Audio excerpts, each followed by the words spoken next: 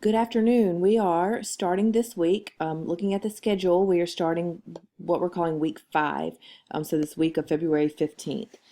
This week, the task at hand is for the lead instructional designer and lead evaluator to present an overview of the analysis report. So there's no additional readings or other things starting this week. It's more continuing to work with the things that have already been started in the weeks in the past. And so the analysis report you guys started at the beginning of the month and had a couple of weeks to get that done. And so this week, your team should really be pulling together, getting that finalized so you can have sign offs. Remember to give me time to look at it, to give the SME or client time to look at it and all of that, and it's due this weekend. And so this week, that's really what you guys need to be focusing on, along with continuing to do your content analysis and getting that done as well, because you're going to need your project plan due the next week. And you'll have to know some of that information. So your lead instructional designer and lead evaluator are going to be doing this together. And so it's up to you guys to figure out how to do that. Some people do a shared where you're logged in and you share your screen and you're both kind of like in a hangout at the same time. And you're recording that hangout, and that seems to be the way that most people have done this, but I'm certainly open to other ways for you guys to collaborate and go through this. It could be that one person takes the lead on the actual screencast of it, but anyway, you've both worked really hard, or are working really hard on this, and so make sure that's done. So as you're going through this, continue, to work on the things from the previous weeks that have already been started. But this week, the main goal is just to finish up that analysis report. Also this week, you guys have a team member review due, and I've posted a link to the team member review in our community. You also have to complete a learning team survey again. This is the one that you've done in the past. You're going to do it again because you've had more time to work in your teams. And so it's the same link as last time, but I did repost it in the community, so it would be at the top of the community. And then, of course, your team and individual 15-5s. And I want to take a minute to say something about these. The majority of them look great. I gave some feedback after the first rounds, and it seems like almost all of you have taken that feedback, and you have much better, clearer 15-5. So that's really good. A couple of y'all be reaching out because they are not hitting the mark. They're taking you probably 3 minutes to write and me 10 seconds to read. And I have no idea what you really contributed during the week. And so I know you're working hard. You need to let those 15-5s show that. And then also some of you didn't take the feedback on how to kind of structure those a little bit better to make sure that they're showing everything that I've asked for there. So I'll be, giving some individual feedback on those this week as well. So the project charters looked really good.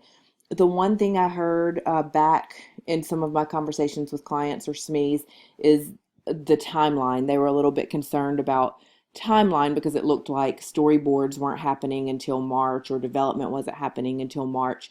And I assured them that you guys were already, some of you have already started to storyboard or starting to look at those things, and you're working on that. That's just the last possible time that it's due, are those dates. And so I did, tell them that you guys understood that. You're working on all of this stuff now. It's the work has already started.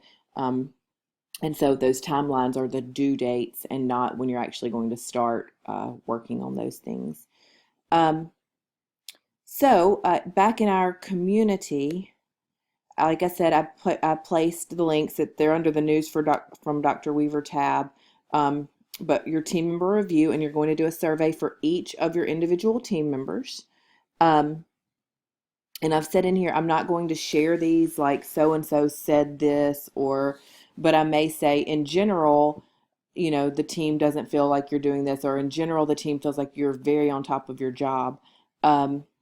But I will use those for corrective action if I need to. But it also is a good time to say, this person is really working hard. I'm so glad they're on my team. So it doesn't all have to be like, upsetting. I've already had several come in. Some of you, I guess, have been chomping at the bits for me to ask for this feedback because you were on it. So, and then another Learning Team survey, and the link is here. So I've got the links there for you guys to go and take those surveys.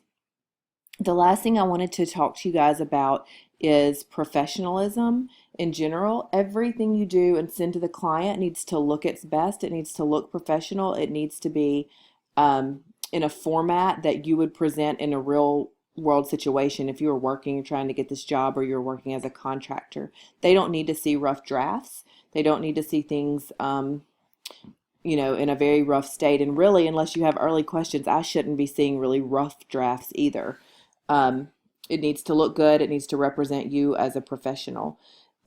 During your group meetings, I need you to take that time just like you would if you're taking a real face-to-face class. So I have a job, I have a family. If I'm taking a class, I know that there's, one night a week or one time a week when I would go to campus and, be in that room and I could focus on the class.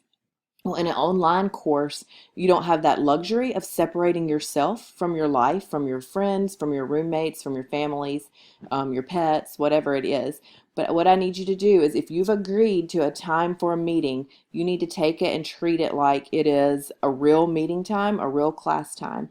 And so when you have your group meetings with each other, you need to be in a room by yourself where you can focus and give your full attention to the meeting. You need to be on time for those because other people may have to leave at, if your meeting is supposed to last from 7 to 8, they may have to be, leaving somewhere at 8 and the meeting can't run over. You need to be there on time, ready to start, focused on that meeting. If that means you need to go somewhere where you can have privacy and take a laptop or something like that, then do that. But really take your time with your team seriously, because in an online situation, that time, that screen time where you can actually hear voices and work on something at the same time is so important, and you don't need to lose any of that. So I did want to throw that out there. Just make sure, one, that you're being a professional member of your team and that you're meeting those commitments, and two, that any of this documentation or any of these things, that it looks its best, that you've proofread it, everything looks really good. And just put your best foot forward.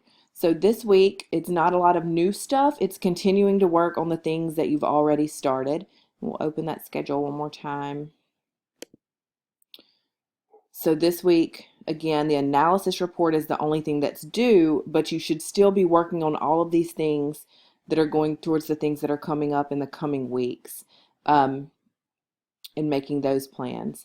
All right, I hope you have a great week.